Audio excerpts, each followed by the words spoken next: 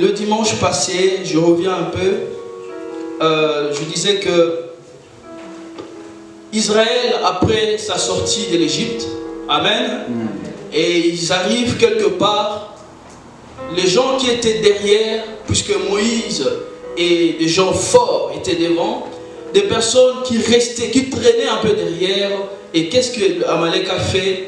Il a attaqué ces gens. Alléluia. Amen. Il a tué ces gens parce qu'ils étaient affaiblis, ils étaient faibles. Amen. Amen. Il a profité au moment où ils avaient faim, ils avaient envie de manger pour les attaquer. Alléluia. Amen. Et c'est très important, je disais que dans la vie spirituelle, nous devons refuser la faiblesse. Amen. Amen. Est-ce que nous sommes là? Amen. Alléluia. Amen. Et aujourd'hui, nous allons voir pourquoi la faiblesse est un danger pour nous, chrétiens. Amen. Amen. Pourquoi la faiblesse est un danger? Alors, mon thème, c'est toujours Amalek, ennemi de ma destinée. Alléluia. Amen. Nous allons revenir sur le livre d'Exode 17, 8. Papa, si vous pouvez nous aider. Exode 17, 8. C'est toujours l'introduction. Et Exode 17, 8. Et après, papa, si vous pouvez lire aussi Deutéronome 25, 17. Exode chapitre 17, verset 8. Nous lisons au nom de Jésus. Amen. Amalek vint combattre Israël à Réphidim. Juste 8. Hein? Oui, non, allez-y, papa. Alors, Moïse dit à Josué, choisis-nous des hommes, sors et combat Amalek. Demain, je me tiendrai sur le sommet de la colline, la verge de Dieu dans ma main. Josué fit ce que lui avait dit Moïse pour combattre Amalek.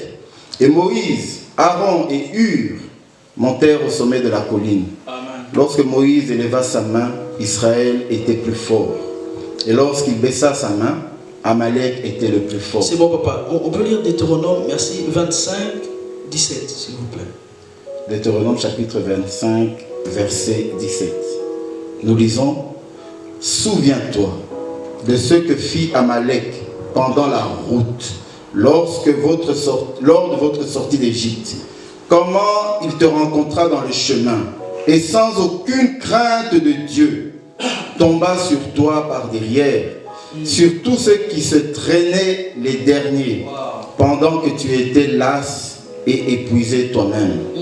Lorsque l'Éternel, ton Dieu, après t'avoir délivré de tous les ennemis qui t'entourent, t'accordera du repos dans le pays que l'Éternel, ton Dieu, te donne en héritage et en propriété. Tu effaceras la mémoire d'Amalek de dessous les cieux. Ne l'oublie pas. » Amen. Amen. Est-ce qu'on peut acclamer la parole du Seigneur? Amen. Amen, amen. Est-ce qu'on peut acclamer encore très fort la parole? Amen, amen, amen, amen. Alors, Église, cet après-midi, nous allons prêcher ensemble. Amen. Amen. Nous allons partager ensemble. Alors, peut-être que tu vas te poser la question, pourquoi Israël s'est retrouvé en Égypte, en captivité en Égypte? Amen. Amen. Alors, je vais juste rapidement vous donner l'histoire. Amen. Amen. Alors, il y a un homme qu'on appelait Abraham. Nous connaissons tous Abraham. Qui ne connaît pas Abraham? Qui ne connaît pas Abraham? Amen. Amen. Qui? Tu montres qui? Il ne connaît pas Abraham. Ce n'est pas grave. Amen. Amen. Et Abraham a eu un enfant, Isaac. Et Isaac à son tour a eu aussi un enfant, Jacob. Amen. Amen. Jacob, en son tour, il donna naissance à 12 fils. Alléluia. Amen. Ces 12 fils vont trahir l'un de leurs frères. Amen. Amen. Comment on appelait cet homme qu'on a trahi? Hein? Mais on va prêcher ensemble, je dis non. Comment on appelait cet homme? C'est jeune homme. Amen. Amen. Joseph. Amen. Et Joseph va partir en Égypte. Est-ce que nous sommes toujours là? Amen. Il va partir en Égypte comme esclave. Et là-bas, est-ce que tu peux baisser juste un peu, s'il te plaît? Et là-bas, Dieu va faire grâce à Joseph. Il devient gouverneur dans ce pays d'Égypte. Alléluia. Amen. Et des années après, il y a eu une famine partout. En Égypte, et dans les pays qui entouraient Égypte. Alléluia. Et ses parents, son père et ses frères qui restaient encore là-bas, ils descendent en Égypte pour chercher à manger. Amen. Et là, ils vont rencontrer leur frère qu'ils ont vendu, Joseph, en bonne santé, un homme respecté en Égypte, etc., etc. Et Joseph va dire, allez chercher mon père, allez chercher nos frères, nos sœurs, et voilà, toute la famille. Alors, ils vont venir en Égypte pendant, la Bible dit, pendant plusieurs années. Ils vivaient tellement bien. Alléluia. Amen. Quand ton frère est gouverneur, ben, tu as l'argent. Amen. Amen. Et pendant des années, ils vivaient comme ça, et dans l'abondance, dans la joie. Mais la Bible va dire quelque chose. Après quelques années, un roi monta sur le trône. Et la Bible dit que cet homme ne connaissait pas Joseph. Je vais confondre Jacob et Joseph. Amen. Amen. Ne connaissez pas qui? Joseph. Pas dire Jacob comme moi. Amen. Amen. Ne connaissez pas Joseph. Et qu'est-ce qu'il fait? Il commence à maltraiter les enfants d'Israël. Alléluia. Amen. Il ne savait pas qu'il y avait un homme qu'on appelait Joseph. Il a fait du bien à ce pays. Et lui, qu'est-ce qu'il se met? Il se met à maltraiter les enfants d'Israël. Et la Bible dit qu'ils devenaient tellement nombreux que les Égyptiens avaient peur. Amen. Amen. Et ils ont réduit Israël en esclavage. Amen. Amen. Ils commençaient à travailler jour et nuit, épuisés. Et la Bible dit, Dieu fera quoi? Il a entendu la prière, les cris qui poussaient ces enfants d'Israël en Égypte. Alléluia. Amen. Et ils vont envoyer l'homme qu'on appelle... Non, papa, il ne faut pas répondre. Amen. Amen. Il ne faut pas tricher, papa. Quand on appelait cet homme que Dieu a envoyé pour libérer Israël. Amen. Amen. Je dis qu'on va prêcher ensemble, non? Amen. Vous voulez que je prêche tout seul? Amen. Amen. Ils vont envoyer Moïse. Et après des années, Dieu va dire à Moïse, va délivrer mon peuple. Amen. Amen. Est-ce que nous avons compris? Amen. Je suis passé vraiment rapidement. Mais pendant que Israël sortait de l'Égypte pour aller quelque part, là où Dieu avait réservé pour eux, il va se passer quelque chose. Les gens qui étaient devant marchaient, les vaillants héros, les guerriers qui marchaient devant n'avaient aucun problème. Mais ceux qui restaient, qui murmuraient encore, qui regrettaient encore l'Égypte, alléluia. Amen. Amalek vient, il regarde, il dit, voilà, si je passe devant, ils vont me battre. Alors je vais m'attaquer aux plus faibles. Mes frères et sœurs, c'est un danger pour nous, dans ce monde, pour un chrétien de rester faible. C'est un danger pour nous, mes frères et sœurs, quand tu deviens chrétien, d'accepter la faiblesse. Ce monde ne pardonne pas les plus faibles. Regarde par exemple au travail, quand tu es gentil, tu travailles, tu bosses bien, ils vont toujours profiter. Amen. Amen. Amen. Quand tu rigoles avec tout le monde, c'est toi qu'on va maltraiter.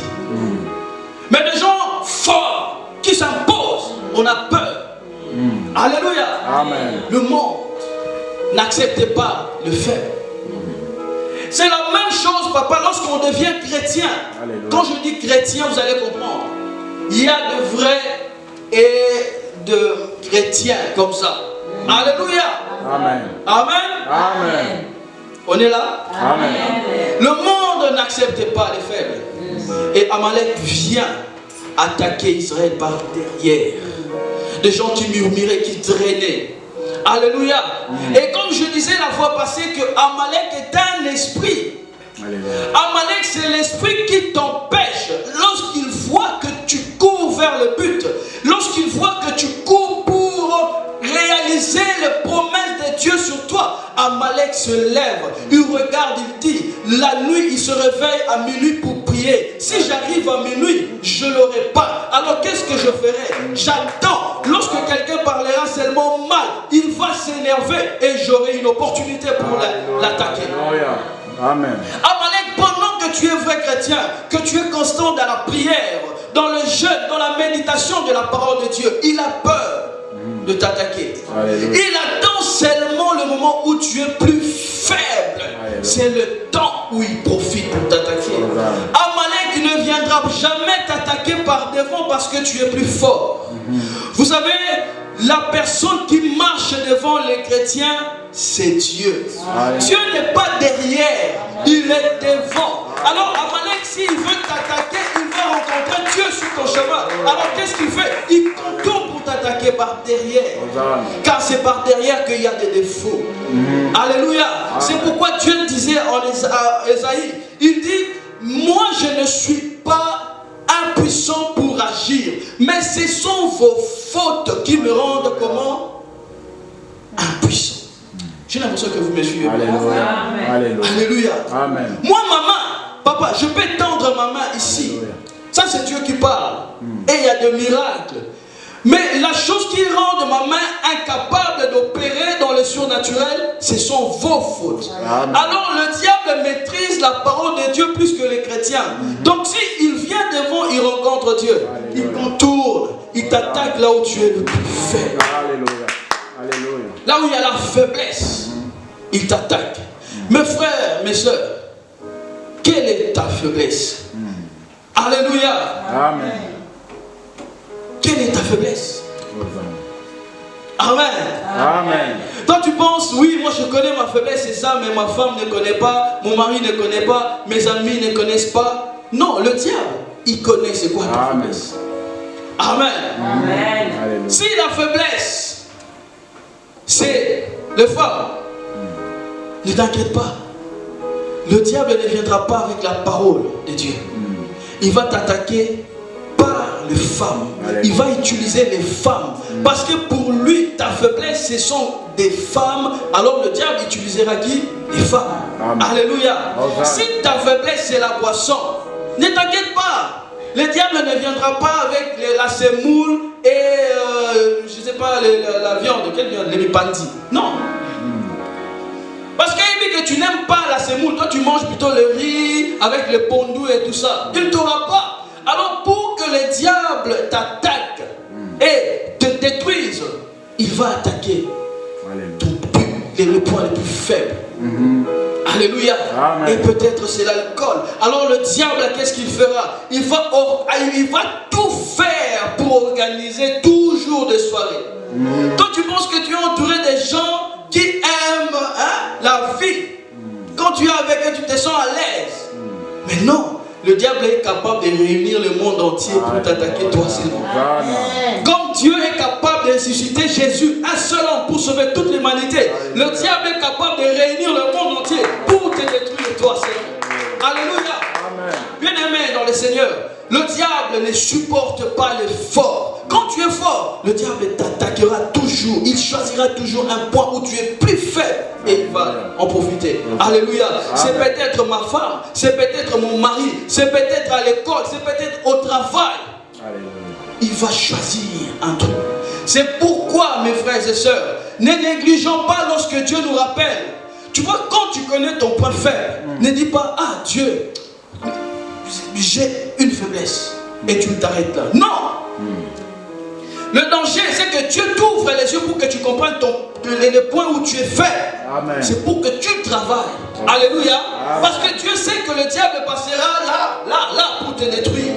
Alors toi, ne dors pas. La Bible déclare, l'ennemi de nos âmes ne dort jamais. Il rougit. Regarde, le lion, le diable, il rougit. Il est toujours là. Lorsqu'il a attaqué le Seigneur, après 40 jours, la Bible dit à la fin, il est parti, non pas pour du bon, il n'est pas parti pour toujours. Il est parti parce qu'il attendait un moment favorable, un temps favorable. Amen. Il attendait que cet homme qu'on appelle Jésus insulte. Lorsqu'il insulte, je viens et je profite parce qu'il y a une ouverture, il y a une porte pour l'attaquer, pour l'affaiblir. Alléluia. Amen. Alors la Bible est précise. Il est parti, pas pour toujours, mais il attendait un moment favorable. Mes frères, mes soeurs, lorsque tu connais ta faiblesse, travaille jour et nuit. Si toi tu n'arrives pas, fais-toi aider par quelqu'un. Si la personne ne peut pas, prie que Dieu t'aide. Pleure que Dieu t'aide. Pendant que je suis en train de prier, j'aimerais que tu regardes, que tu regardes en toi-même, tu rentres en toi-même, dis-toi, quelle est ma faiblesse? Alléluia. Pas pour que les gens se moquent de toi. Pas pour que tu te sentes incapable, vulnérable. Non, c'est pour que tu travailles.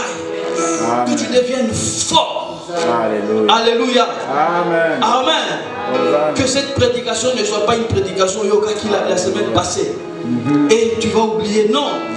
C'est Dieu qui te parle. C'est le Seigneur qui te parle. Alléluia. Amen. Mes frères et mes soeurs, écoutez.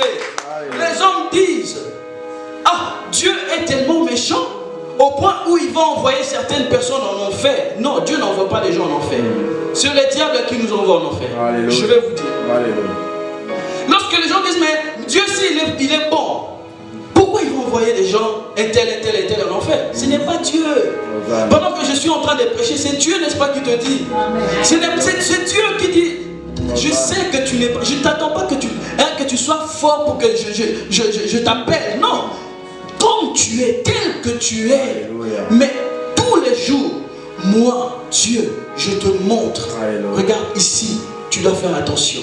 Là, tu dois travailler. C'est là-bas plutôt que tu dois aller. C'est là où tu dois... C'est tous les jours. Mais puisque le diable veut que tu ailles en enfer, mais c'est lui qui va te distraire. C'est lui qui va dire, mais Papa Grâce, il parle comme ça. Lui-même, il a des défauts. Oui, je vous dis. Alléluia. Moi, j'ai beaucoup de défauts. Je me bats aussi avec mes défauts. Amen. Amen. Mais je me bats. Je me bats avec ce défaut. Alléluia. Mes frères, mes soeurs, lorsque le diable sera là le jour de jugement, il regarde. Tu t'avances devant le Seigneur. Alléluia.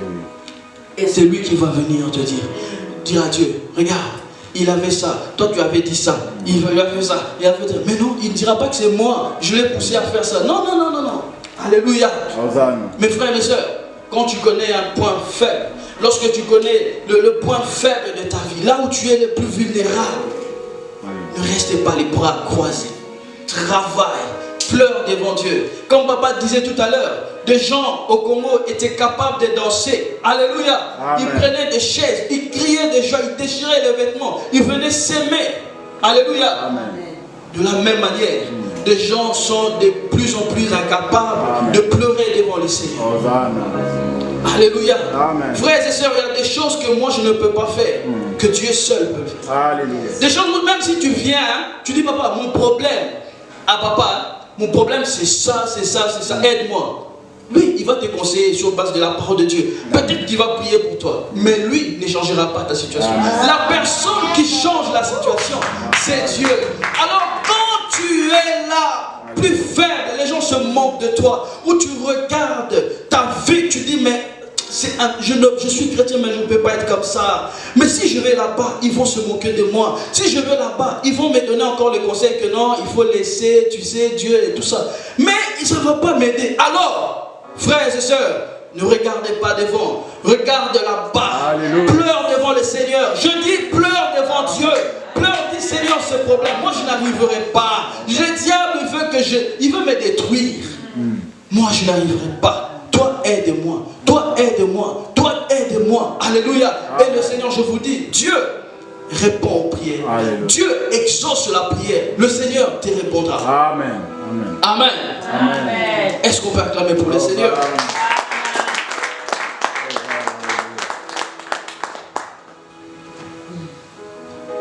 Lorsqu'Israël est sorti de l'Égypte, Pharaon qui auparavant avait accepté, il était d'accord. Il a dit, vous pouvez aller servir votre Dieu. J'en ai marre de vous. Allez-y, prenez tout ce que vous avez comme richesse. Sortez de mon pays, allez servir votre Dieu. Allez, tout.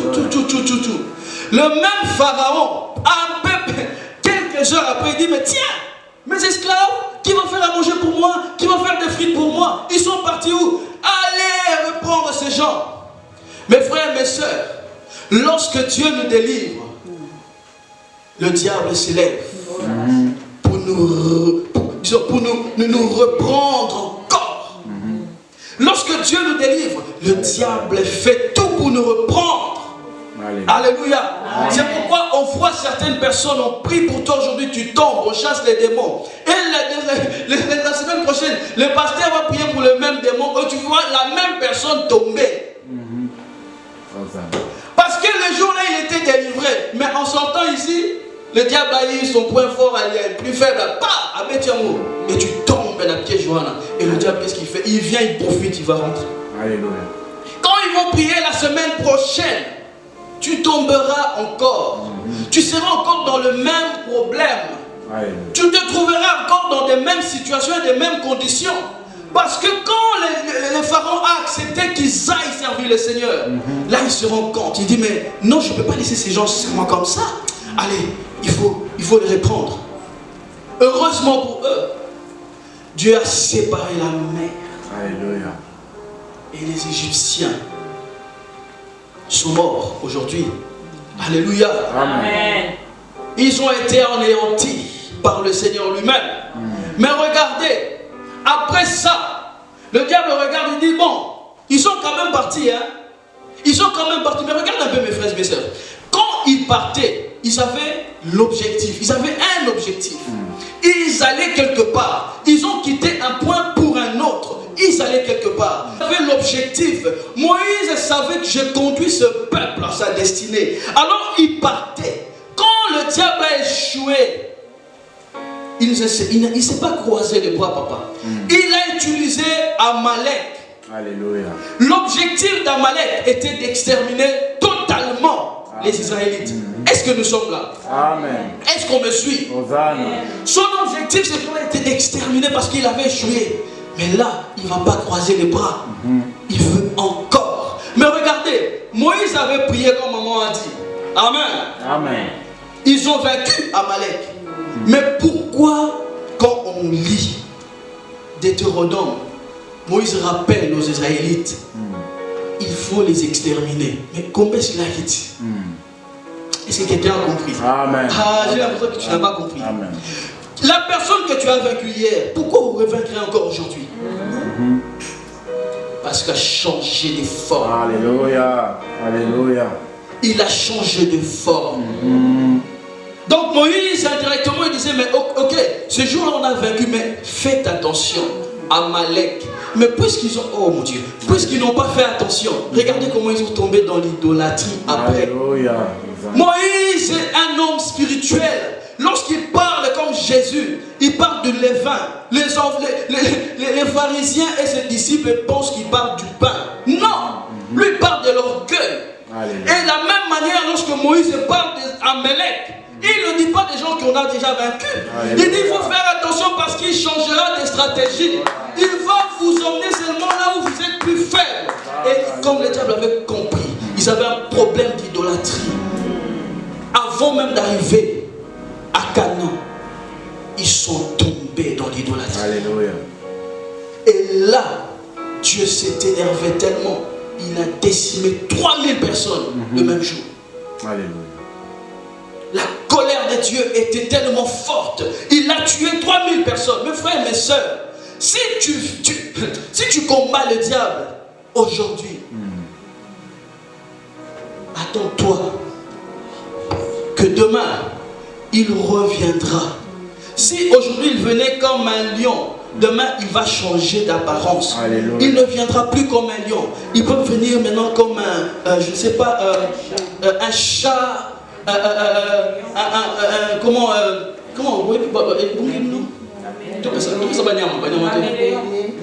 bélier.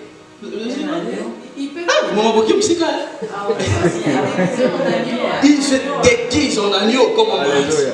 Amen. Est-ce qu'on peut acclamer pour nous? Là vraiment on prêche ensemble. Amen. Moïse parle d'Amalek, papa. Eux, ils croient qu'ils parlent vraiment d'Amalek ou Jérakanien. Non. Il faut faire attention. Il faut exterminer ce peuple. Mais pourquoi tu parles de ça alors qu'ils sont vaincus? Alléluia. Amen. Mes frères et mes sœurs, c'est l'histoire qui te concerne. L'histoire qui me concerne. Lorsque nous croyons en Jésus, la Bible déclare, si le Fils vous a franchi, vous êtes réellement comment? Est-ce qu'on peut le dire tout ça? Si Jésus vous a franchi, vous êtes comment? Libre.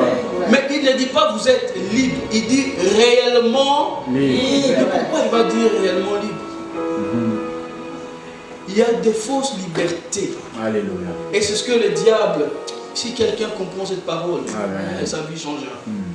Regardez, le diable est capable de déguiser aussi la liberté. Il te rend libre.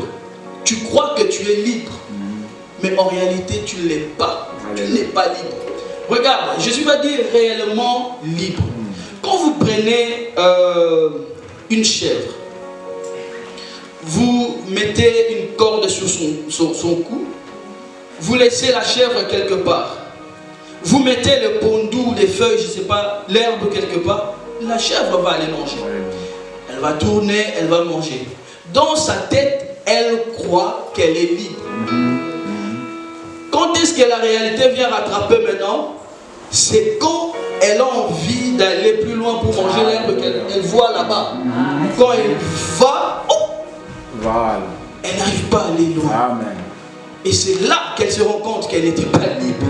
Mes frères, mes soeurs, il y a des chrétiens, quand je crie, Jésus t'a rendu libre. Ouais, je suis libre. Mais en fait, en réalité, tu ne l'es pas. Tu n'es pas réellement libre. Tu es peut-être libre, mais pas réellement libre.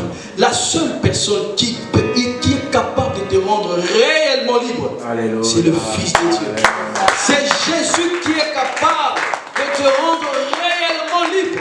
C'est pourquoi tu vas essayer d'abandonner quelque chose par tes propres moyens et forces. Tu n'arriveras pas. Alléluia. Amen. Tu peux arriver chez un collègue comme ça au travail. Il voulait arrêter de fumer. Il vient, moi j'ai rien demandé. Il dit, Gracia, j'ai arrêté de fumer.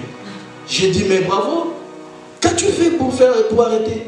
Il dit, on m'a donné un livre de bouddhiste et j'ai fait la méditation et j'ai arrêté. Je dis, très bien. Hein? Kitoko. Papa, une semaine après, il passe. Il passe, je sens. Bon, je ne fais pas attention à tout ça. Et pendant la pause de midi, j'étais en train de manger et je regarde dehors. La personne qui m'avait dit il y a une semaine qu'il avait arrêté, car il dit c'est fini, j'aime pas. Même quand quelqu'un fume, moi ça m'énerve. Même personne, il n'a même pas mangé. Donc la première des choses, après la pause, je ne suis pas en train de condamner quelqu'un. Mais je l'ai dit pourquoi? Parce qu'il a essayé. Il pensait pendant une semaine il était libre. Mais la nature, mais la réalité le rattrape. Quand il voulait vraiment aller dépasser maintenant 1-2 semaines. Et là, il se rend compte que, en fait non, je ne suis pas capable. Mais la seule personne, mes frères et mes soeurs, qui est capable de nous rendre réellement libres, c'est Jésus. Le pharaon peut te laisser partir, mais il va utiliser plusieurs méthodes. Il te laisse partir, mais il sait comment te rattraper. Alors toi, il ne faut pas courir chez les hommes. Cours vers Jésus, car lui seul est capable de te rendre réellement libre. La chose que tu n'arrives pas à laisser, le péché que nous n'arrivons pas à laisser, seulement Jésus est capable de nous délivrer. On peut faire, je ne sais pas, on peut écouter des paroles des hommes, des beaux conseils, on peut consulter, on peut pleurer soi-même. On dit, mais moi, j'ai un dégoût de moi-même, je ne me supporte pas. Mes frères, mes soeurs, après, ça ne va rien changer. Il faut plutôt courir vers Jésus. Car lui est capable de nous rendre réellement libres. Lorsque le diable maintenant viendra, c'est Jésus qui les mettra en fuite. C'est le Seigneur qui les mettra en fuite. Alléluia. Mes frères, mes soeurs, seul Jésus nous rend capables. Et seul Jésus est capable de nous donner cette liberté. Est-ce qu'on peut acclamer encore? Seigneur. Amen. Matthieu 12, 43.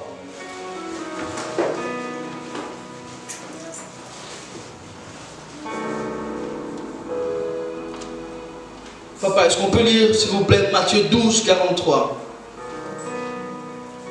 Matthieu chapitre 12, verset 43. Voilà, nous lisons au nom de Jésus. Matthieu 12, 43. Lorsque l'esprit impur est sorti d'un homme, il part dans les lieux arides, cherchant du repos et n'en trouve pas. Alors il dit, je retournerai dans ma maison d'où je suis sorti. Et quand il arrive, il la trouve vide, balayée et ornée. Il s'en va et il prend avec lui 7 autres esprits plus méchants que lui. Ils entrent dans la maison, s'y établissent, et la dernière condition de cet homme est pire que la première. Il en sera de même pour cette génération. On peut s'arrêter là. Est-ce qu'on peut acclamer cette parole ici? Est-ce que l'Église peut acclamer la parole du Seigneur? Amen. Amen. J'ai noté pour nous que l'Égypte est les lieux où le diable a tous les droits sur ta vie. Amen. C'est les lieux où le diable peut tout sur toi, peut tout se permettre. C'est les lieux où tu n'as aucune liberté. Égypte, c'est l'endroit où ta volonté ne compte pas. Mais je voulais dire une chose. Quand je parle de l'Égypte, je ne vois pas le pays. Ne voyez pas plutôt le pays de Mohamed Salah. Qui connaît Mohamed Salah? Qui connaît Mohamed Salah? Papa Nathan, tu ne connais pas Mohamed Salah? C'est qui Mohamed Salah? Joueur de foot. Ouais. Je ne parle pas de ce pays. L'Égypte que nous parlons, c'est un monde spirituel. Et selon la Bible, l'Égypte est le symbole de ce monde, de ce que tu vois. Alléluia. Amen. Et j'ai aimé ce que le Seigneur m'a dit. L'Égypte est donc le système établi par le diable pour nous maintenir sous son emprise. L'Égypte est le système établi par le diable pour nous maintenir sous son emprise. Alléluia. Amen. Et Amalek est un esprit. L'Égypte, c'est le grand diable, c'est le système. Mais Amalek, c'est un esprit. Alléluia. Amen. Car tu n'es pas esclave d'Amalek, mais tu es esclave en Égypte. Amen. Alléluia. Amen. L'Égypte, c'est l'endroit, c'est l'espace, c'est le pays, c'est le grand diable qui veut prendre le contrôle de ta vie. Amen. Mais Amalek, c'est la chose qu'il va utiliser. Il y a un problème? Tu as une question? Ah, et Amalek est l'esprit que le diable va utiliser. Amen. Le moyen qu'il va utiliser. Alors j'ai noté pour Amalek, l'Égypte, j'ai dit c'est un système. Je disais pour l'Égypte, c'est un esprit. Plutôt, c'est un système établi par le diable pour nous maintenir sous son emprise. Mais Amalek, c'est qui ou c'est quoi Amalek? C'est un esprit ou des esprits qui s'activent. Alléluia.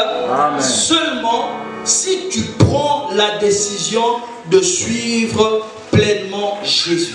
Amen. Amalek, c'est un esprit ou des esprits qui s'activent seulement lorsque tu prends l'engagement de suivre Jésus.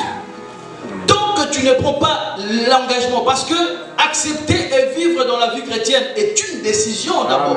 Parce que quand tu es en Égypte, quand tu obéis au système, l'Amalek ne se lèvera pas pour nuire à ta vie. Amalek ne se lèvera jamais pour te combattre. Parce que tu appartiens à qui? Non, quand tu es en Égypte, Amalek ne se lève pas pour t'attaquer. Pourquoi il ne t'attaque pas? Parce que tu es esclave. Comme je disais tout à l'heure, c'est les lieux où le diable se permet de tout. Il peut tout faire. Quand il a besoin de faire quelque chose, de jeter une maladie, il le fait. Quand il veut t'utiliser, te rendre, je ne sais pas, infirme, il le fait parce qu'il a cette capacité. Alléluia. Alléluia. Amen. Mais une fois, tu prends la décision maintenant de suivre Jésus. Et Jésus vient te récupérer, il te prend par la main, il marche avec toi vers ta destinée. Le diable qui n'a plus l'emprise sur toi va activer activé Amalek. Voilà. C'est Amalek maintenant qui vient pour te combattre. C'est très important. Alléluia. Amalek qui concerne Israël. Mais prenons ça maintenant dans notre contexte. Prenons ça maintenant pour toi. Comme je disais, Égypte pour toi, quand tu es esclave, tu es l'esclave, je ne sais pas, de femmes, tu es l'esclave des hommes, de ton travail. Il y a des gens comme ça, esclaves de son travail. Il peut laisser ses enfants pour aller travailler. 1 semaine, 2 semaines, il s'en fout. Alléluia. Tous les jours.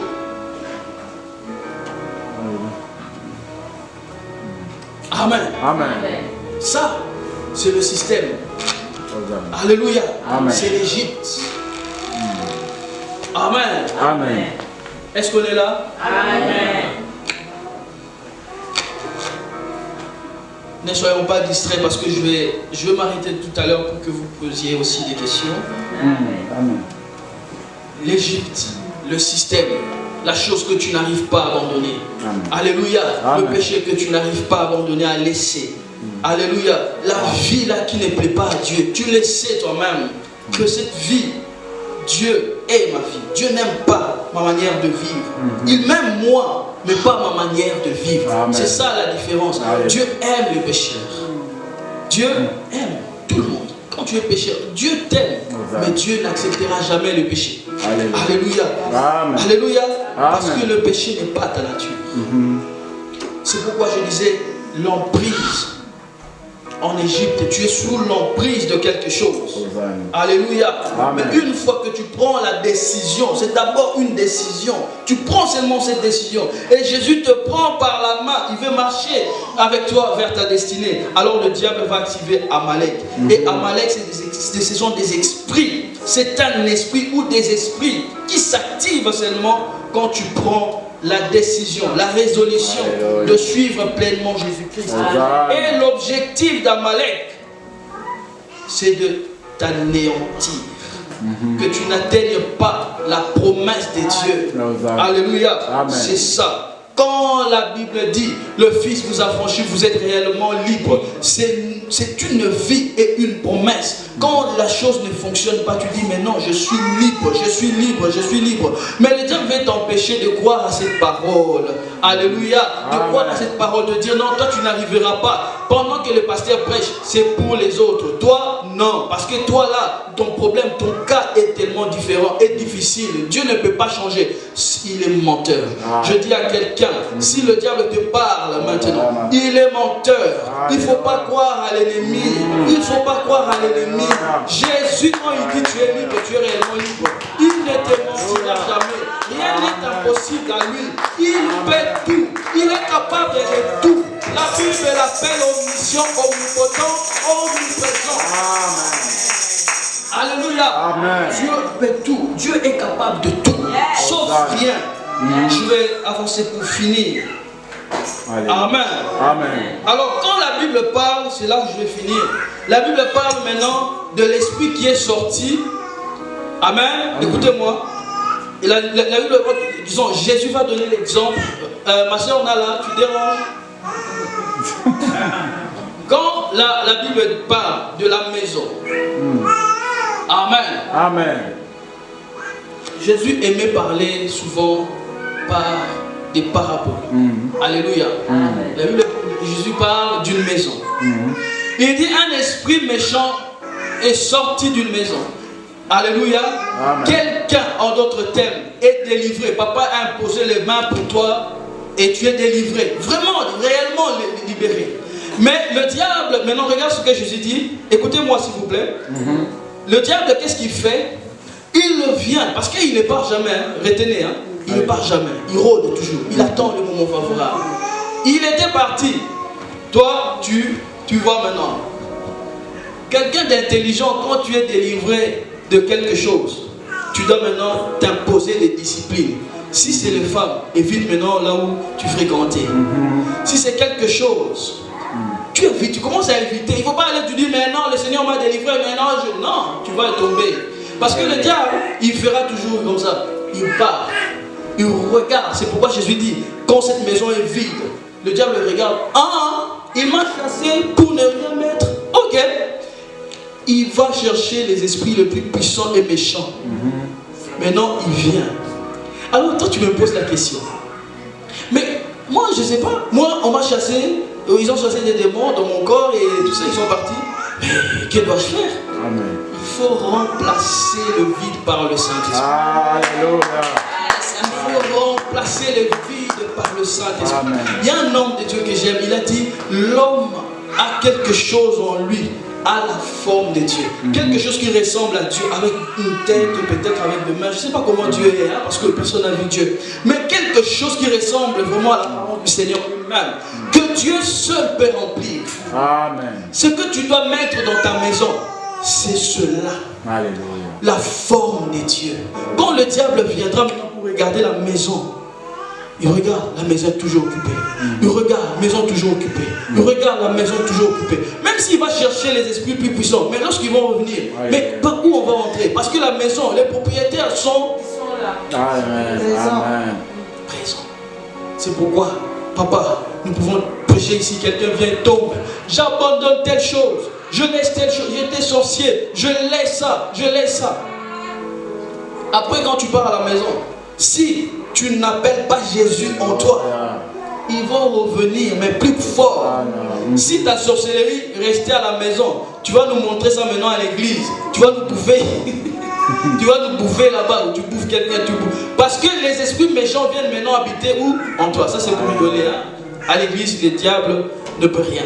Alléluia. Amen. C'est pourquoi Jésus prend cette image d'une maison. Alléluia.